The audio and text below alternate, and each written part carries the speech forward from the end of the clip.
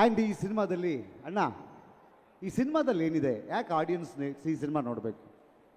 ಅಲ್ಲ, ಎಲ್ಲರೂ ಈ ಸಿನಿಮಾದಲ್ಲಿ ಏನಿದೆ ಯಾಕೆ ನೋಡಬೇಕು ಅಂತ ಯೋಚನೆ ಮಾಡ್ತಾರೆ. ನಾವು ಸ್ವಲ್ಪ ಉಲ್ಟಾ ಪ್ರೋಸೆಸ್ ಹೋಗೋಣ. ಈ ಸಿನಿಮಾದಲ್ಲಿ ಏನಿಲ್ಲ ಅಂತ ಹೇಳ್ಬಿಡೋಣ. ಮೊದಲು ಪ್ಲೀಸ್ ಏನಿಲ್ಲ ಅಂತ ಹೇಳ್ಬಿಡೋಣ.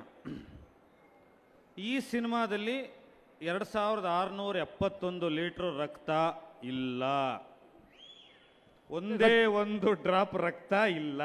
ಓ ಫ್ಯಾಂಟಾಸ್ಟಿಕ್. ಈ ಸಿನಿಮಾ ವಾಯ್ಲೆನ್ಸಿನ ಸಿನಿಮಾ ಅಲ್ಲ.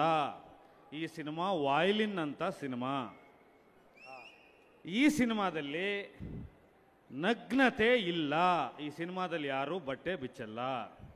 ಈ ಸಿನಿಮಾದಲ್ಲಿ ನಗ್ನ ಸತ್ಯಗಳು ಮಾತ್ರ ಇದ್ದಾವೆ.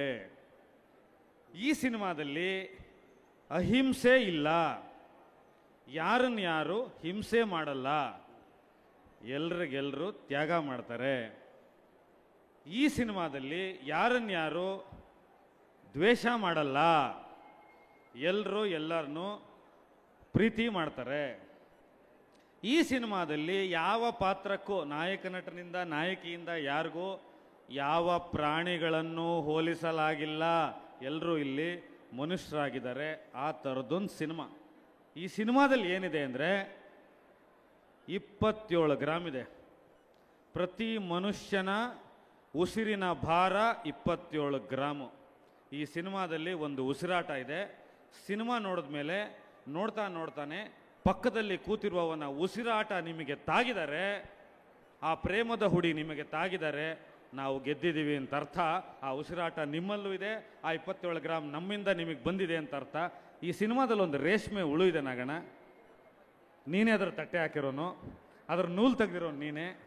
ಒಂದು ರೇಷ್ಮೆ ಹುಳು ತನ್ನ ನೂಲನ್ನು ತೆಗೆದು ಹೇಗೆ ತನ್ನನ್ನು ತಾನು ಅಂತ್ಯ ಮಾಡಿಕೊಂಡು ಮುಂದಕ್ಕೆ ಹೊರಟೋಗುತ್ತೋ ಆ ಥರದ ಚಂದನೆಯ ಒಂದು ಸಿನಿಮಾ ಇದು.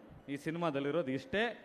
ಎಲ್ಲದಕ್ಕಿಂತ ಮುಖ್ಯವಾಗಿ ಸಿನಿಮಾದ ಸಿದ್ಧ ಸೂತ್ರಗಳನ್ನು ಮುರಿದು, ಇವತ್ತಿನ ಟ್ರೆಂಡ್ಗಳನ್ನು ಮುರಿದು ಹೊಸ ಥರದ್ದು ಮಾಡೋದಕ್ಕೆ ಏನು ನಿಮ್ಮ ಬಯಕೆ ಇದೆ, ಒಂದು ತಂಡ ಇದೆ. ಈ ಸಿನಿಮಾದಲ್ಲಿ 2 ಡಿಂಪಲ್ ಇದೆ. ಒಂದು ಸ್ವಿಟ್ಜರ್ಲ್ಯಾಂಡ್ನ ರಾಣಿ. ನೆಕ್ಸ್ಟ್ ಸೆಷನಲ್ಲಿ ಕತೆ ಹೇಳ್ಬಿಡ್ತೀನಿ ನಾನು ಈ ಸಿನಿಮಾದ್ದು. ಯಾಕೆಂದರೆ ಎಲ್ಲರೂ ಕತೆನೇ ಹೇಳಲ್ಲ. ನಾನು ಈ ಸಲ ಕತೆ ಹೇಳ್ಬಿಟ್ಟು ರಿಲೀಸ್ ಮಾಡೋಣ ಅಂತ ಅನ್ಕೋತಾ ಇದ್ದೀನಿ ವಿತ್ ಯುವರ್ ಪರ್ಮಿಷನ್. ಸ್ವಿಟ್ಜರ್ಲ್ಯಾಂಡ್ನ ರಾಣಿ ಸೆಲ್ವಿಕಾ ಕ್ವೀನ್ ಅಂತಿದ್ಲು. ಆಕೆಗೂ ಕೂಡ ಡಿಂಪಲ್ ಇತ್ತು. ಆಕೆ ಪಾತ್ರ ಮಾಡಿರೋ ರಚಿತಾ ರಾಮ್ಗೂ ಡಿಂಪಲ್ ಇದೆ.